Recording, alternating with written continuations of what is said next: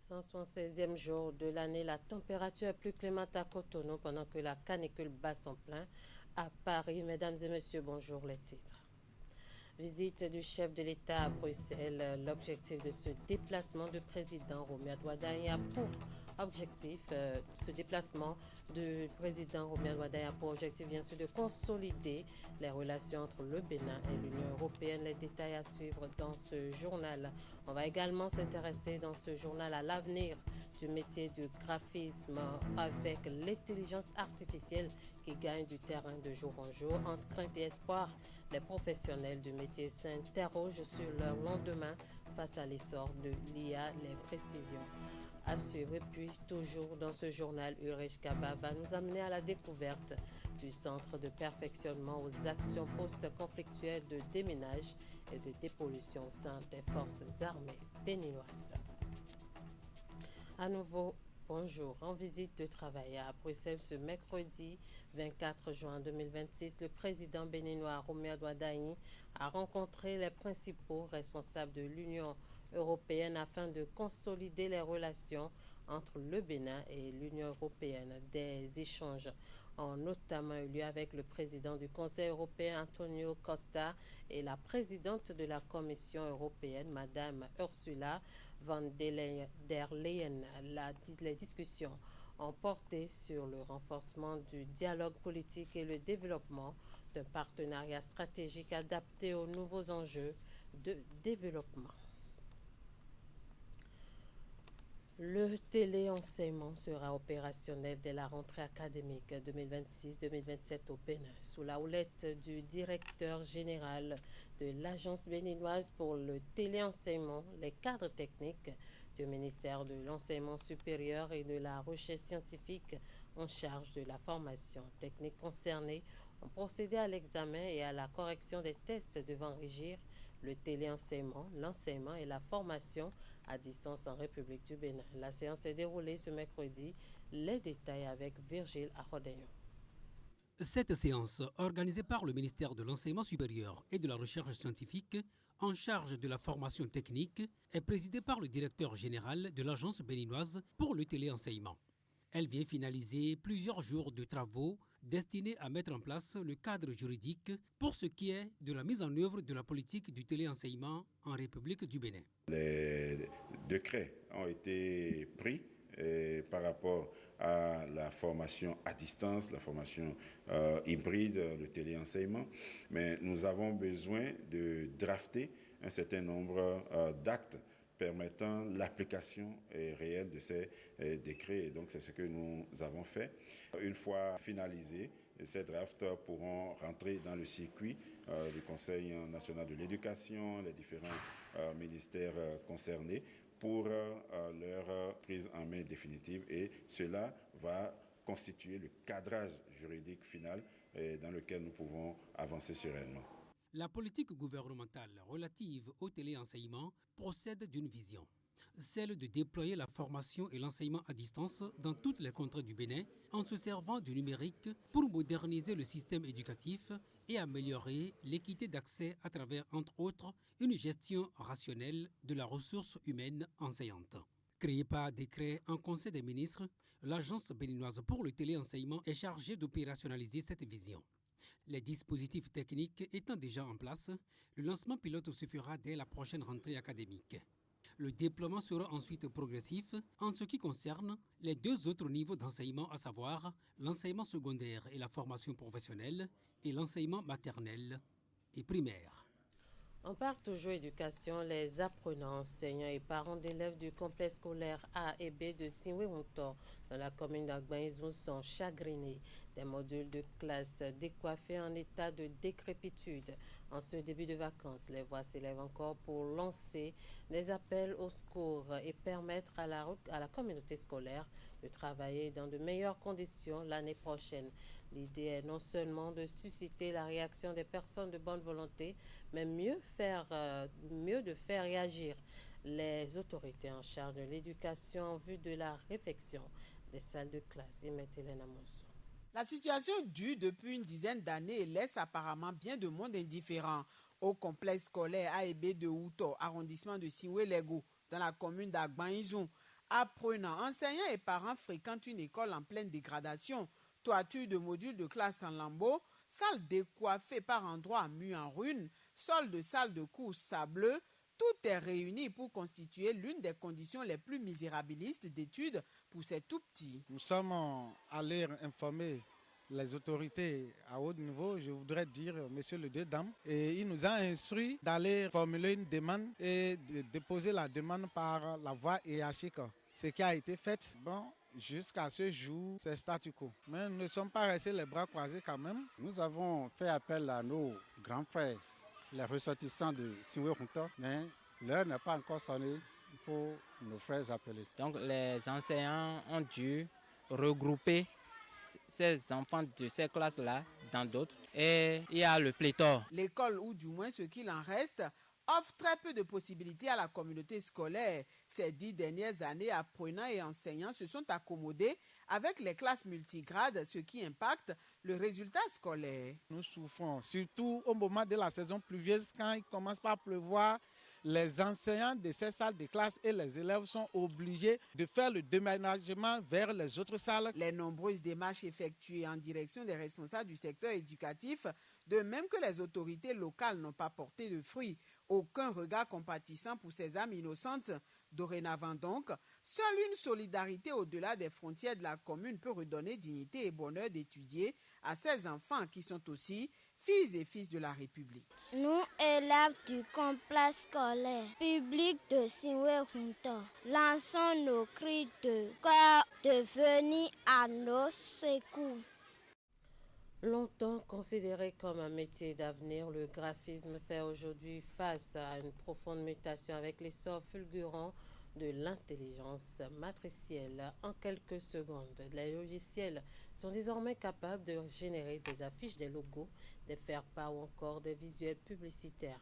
Une révolution technologique qui suscite à la fois fascination et inquiétude chez les professionnels du secteur. Au Bénin, de nombreux graphistes constatent une baisse progressive des commandes et s'interrogent sur l'avenir de leur métier. Faut-il craindre la disparition du graphisme ou au contraire voir dans l'intelligence artificielle un outil au service de la créativité? Pour mieux comprendre les enjeux de cette transformation, nous avons donné la parole à quelques acteurs du secteur. Voici le reportage. Le graphisme est un métier qui allie créativité, imagination et maîtrise des outils numériques. Pendant plusieurs années, les graphistes ont été les principaux artisans de la conception des affiches publicitaires, bâches, cartes d'invitation et autres supports visuels. Mais depuis quelques années, l'arrivée de l'intelligence artificielle bouleverse les habitudes. Une situation qui n'est pas sans conséquence sur l'activité des professionnels. Nous avons remarqué effectivement une baisse, mais aussi nous avons un certain nombre de visuels qui nous parviennent. Mais parmi ces visuels, il n'y a pas de visuels vraiment exploitables. Nous sommes tenus de tout refaire. Mais celui qui n'a pas les moyens pour pouvoir consulter un professionnel de graphisme ne peut que générer son travail avec l'IA, ce qui est beaucoup plus facile. D'accord? Mais le danger est qu'il n'a pas une identité. Pour ces professionnels, l'intelligence artificielle ne peut remplacer totalement l'expertise humaine. Derrière chaque création réussie se cache une compréhension des besoins du client, une sensibilité artistique et une capacité d'innovation que les machines peinent encore à reproduire. Par exemple, quand vous réalisez une affiche, est-ce que vous pouvez définir déjà la dimension de ce que vous voulez réaliser à l'IA? Je ne sais pas, je ne l'ai jamais essayé. Avec les couleurs que j'ai mises, avec les images que j'ai eu à mettre en filigrane dedans et avec les lumières que j'ai créées moi-même, je ne peux pas demander à l'IA de me créer un truc comme ça et pouvoir me faire. Selon les acteurs, l'intelligence artificielle représente certes un défi pour la profession, mais elle doit surtout être perçue comme un outil complémentaire permettant d'améliorer la productivité et d'explorer de nouvelles possibilités créatives. Moi, je vis uniquement du graphisme design. Je n'ai pas d'autre métier et je ne me plais pas de mon métier. Ça, je vous l'avoue, je ne me plais pas de mon métier. Au contraire, c'est l'IA qui finira par disparaître. Parce que c'est ce que tu as créé, que toi-même, là, tu pourras expliquer à ton client. Le chemin que prend l'IA aujourd'hui est un danger pour l'humain. Un danger pour l'humain. Et il faut pouvoir arrêter. Parce que si on n'arrête pas, tout le monde va cesser de travailler. Pour eux, l'avenir du graphisme ne réside pas dans l'opposition à la technologie, mais dans la capacité à l'utiliser intelligemment au service de l'innovation et de la création. On va parler santé. Lancée du lundi 22 juin dernier, la campagne nationale de dépistage gratuit de la drépanocytose se déroule dans tous les 12 départements du Bénin et s'étend sur une semaine. Le but de cette opération initiée par le ministère de la Santé est de permettre aux citoyens de connaître leur électrophorèse de l'hémoglobine afin d'opérer de bons choix en ce qui concerne leur conjoint. Ceci pour réduire les cas de la maladie. Une équipe de la rédaction est allée constater l'effectivité de la campagne à l'hôpital de zone de Ménotin dans le littoral. Voici le reportage. C'est une file interminable de personnes qui s'observent devant ce laboratoire d'analyse biomédicale de l'hôpital de zone de Ménotin. Il s'agit des jeunes de 15 à 35 ans et des enfants malades de 0 à 5 ans en attente de se faire dépister. Une affluence rendue possible grâce à la campagne nationale de dépistage gratuit de la drépanocytose lancée par le ministère de la Santé en ce mois dédié à la sensibilisation contre la maladie. Je suis venu ici pour le dépistage concernant la drépanocytose. Tout a été dans la discipline et j'invite massivement la population à passer pour faire le dépistage. Parce que dans le futur, compte tenu de nos progénitures, certains enfants de nos parents viennent au monde avec des allèles mutés, ce qui cause la drépanocytose. Ça se passe très bien, très bien. C'est un test rapide de drépanocytose et c'est très efficace, vraiment efficace. Un peu plus loin, dans le service gynécologique du centre de santé, le même constat s'observe. Un nombre important de femmes enceintes s'y pressent pour connaître leur électrophorèse de l'hémoglobine. Le dépistage actuel permet de prévenir des drépanocytoses qui vont venir dans le futur. Ça nous permet déjà de trier, de savoir qui est drépanocytaire et qui n'est pas drépanocytaire. Si pendant le dépistage, on découvre des gens qui sont drépanocytaires, on les oriente dans le centre spécifique pour une meilleure prise en charge. La force de cette campagne réside dans sa rapidité d'exécution. 10 minutes suffisent pour que les résultats de l'examen soient disponibles. Cette prouesse logistique, saluée par les bénéficiaires et le premier responsable de ce centre hospitalier, est le fruit des dispositions prises par les autorités sanitaires pour assurer la fluidité des opérations. Ces agents ont été formés. Le matériel pour lancer le dépistage a été mis à notre disposition à temps, ce qui nous a permis de procéder à une bonne organisation pour que cela commence le premier jour, à la première heure. Tous les éléments qu'il faut, les réactifs, les registres, les supports ont été mis à notre disposition. Et c'est ainsi que cela a commencé et cela se passe très bien. Lancée le lundi 22 juin 2026, cette campagne de dépistage gratuit bat actuellement son plein à travers les 12 départements du Bénin. Elle prendra fin le vendredi 26 juin. Et que fait exactement le Centre de perfectionnement aux actions post-conflictuelles de déminage et de dépollution au sein des forces armées béninoises? Je l'annonçais en titre, c'est une question que beaucoup de Béninois se posent. C'est d'ailleurs pour apporter une lueur de réponse aux téléspectateurs que notre reporter Ulrich Kaba a collecté quelques informations qu'il récapitule ici dans ce reportage. Suivez plutôt. Redonner la vie là où la guerre a laissé la mort en sursis, c'est le défi quotidien du CPADD, le Centre de perfectionnement aux actions post-conflictuelles de déminage et de dépollution. Plus qu'un centre d'entraînement, ce fleuron des forces armées béninoises basé à Ouida est devenu en 20 ans la référence absolue du déminage sur le continent.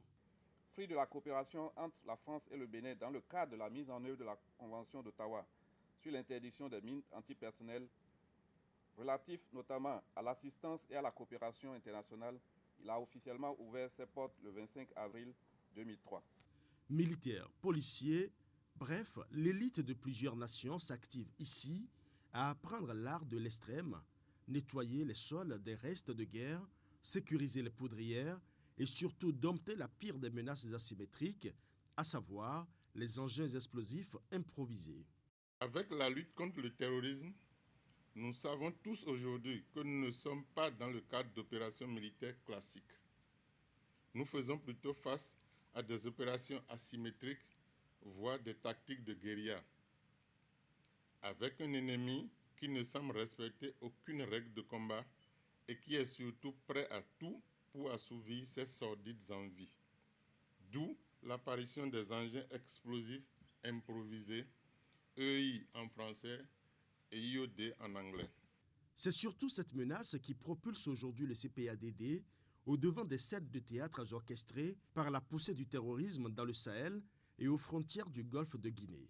Cette menace diffuse entrave la mobilité des unités engagées et impacte négativement le moral de la troupe à chaque explosion.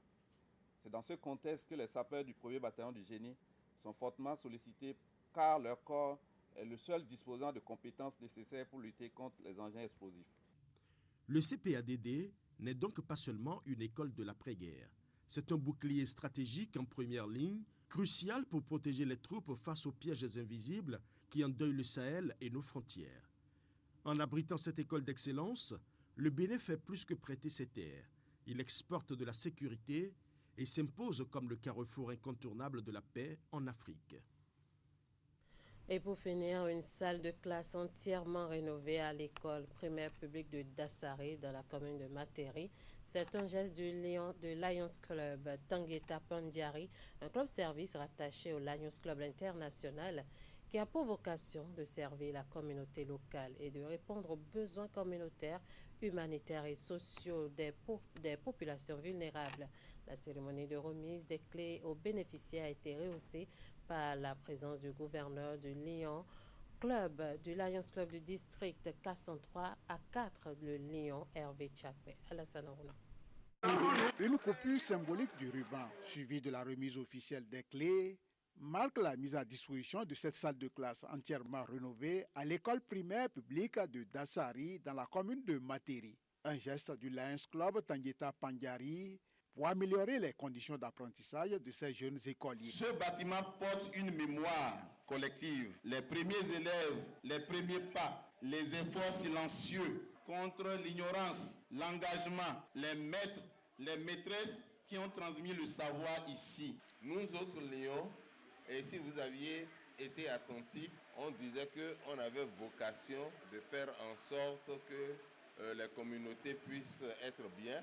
Donc c'est pour ça que Tangueta Pandiari a voulu construire cette œuvre en s'inscrivant dans l'une des causes majeures de notre association.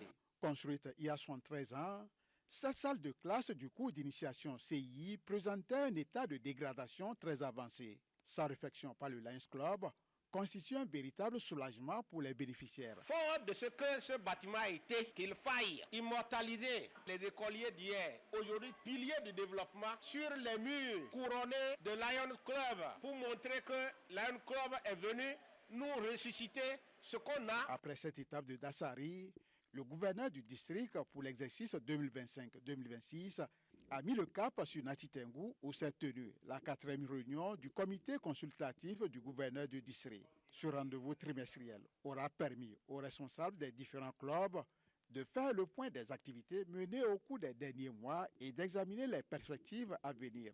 L'occasion a été également saisie pour accueillir officiellement un nouveau membre de la grande famille Lions, le Lions Club Paracoa Lafia, qui a reçu sa charte des mains du gouverneur du district pour l'exercice 2025-2026, marquant ainsi son entrée officielle dans le mouvement Lions. Merci de nous avoir suivis. Merci à toute l'équipe de rédaction, de réalisation et de diffusion. Restez avec nous pour la suite des programmes sur Canal 3 Bénin.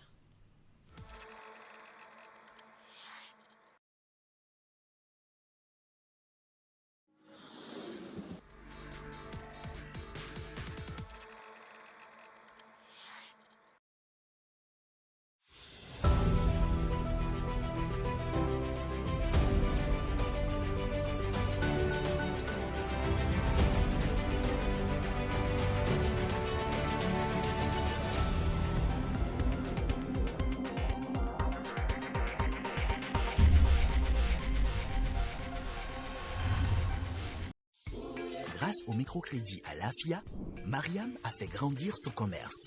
Avec le microcrédit à l'AFIA, Kofi a acheté cette nouvelle machine. Bonne nouvelle, le microcrédit à l'AFIA 3 est arrivé. Avec